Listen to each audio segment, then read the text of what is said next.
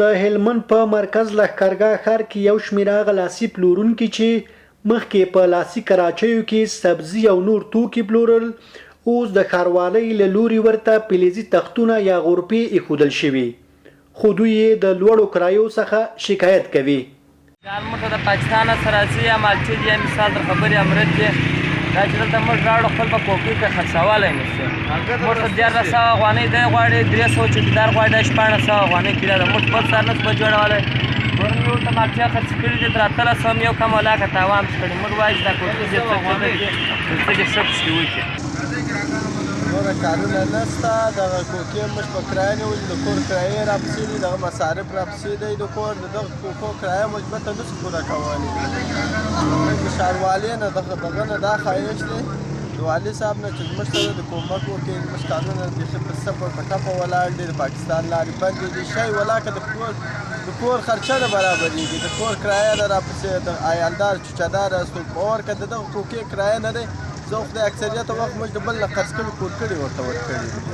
کارونه بیخي په ټپه ولاړ دي. پخوا چې مو لیړۍ کولې ښه پیسې مو ګټلې د ورځې 300-400 افغانۍ چې ګراک به هم راته درېدی. اوس سړی هم نه راته درېږي په کوکه کې چې شانګ کېږدو هغه ګرده راته وراسته سي 1500 افغانۍ د میاشتې 2 کریا وړي نو بله شی موږ ته نه پشکې پاتېږي چې د لیړۍ وخت خو لیړۍ به مار ځای هر کونج ته تلای سوې لیړیانې د ورځې 400-500 افغانۍ مو ګټلې. اوس یې دا د دې وینې ګردې کوکې مو بندې کړي دي د میاشتې 1500 افغانۍ راته غواړي.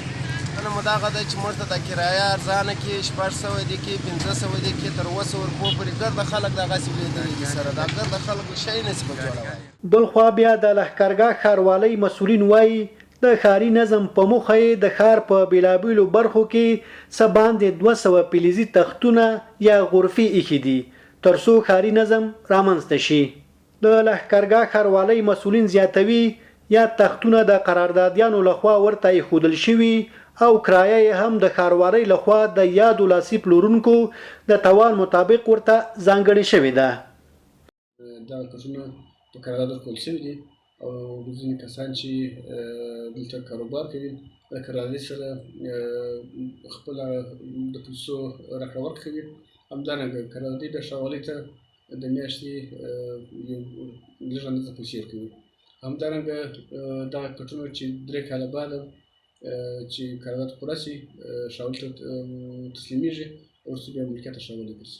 تقریبا څه باندې 200 کټونه د ښار په بېلابېلو برخو کې چې موږ هغه ازدحام لرونکي ځای چې هلته ډېر ازدحام و د لیړیو د کچاریو له امله به لاره بنده وه نو د هغې لارې د خلاصون په خاطر مو دا چاره ترسره کړې ده او انشاءالله د لارو منظم کولو په خاطر باندې موږ لا هم هڅې کوو.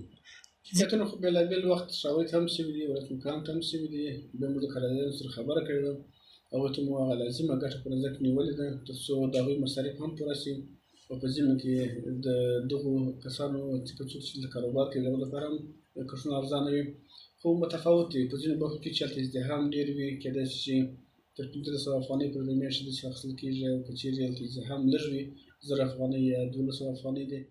د لښکرګاه ښار دغه واړه کاروباریان په داسې حال کې د خپلو ورکړل شوو غرفو د لوړو کرایو او کمو ورځنیو عوایدو څخه شکایت کوي چې تر هلمند ورهاخوا د هیواد په بېلابېلو نورو ولایتونو کې هم یو شمېر خلک له کاري بېثباتۍ او بیکارۍ څخه سر ټکوي.